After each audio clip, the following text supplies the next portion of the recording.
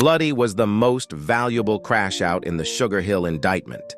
According to the indictment, he was arranging and scheduling handoffs of the group chat Knox. He also led about 3 OYs to go hunt for rivals and boom at them. Then a couple of months later, he ended up having to hide his knock in a Cinnamon Toast Crunch box. The month after that, he posted 3 knocks to Instagram, this time outside of cereal boxes. After that, him and other OY would spin the sweeper's hood and let off about 20. When he went to court in January, he posted himself holding a scalp and tagged the courthouse. His mans would make multiple FaceTime calls after they all spotted a op, then began to plot and conduct the viral courthouse slashing that happened earlier this year.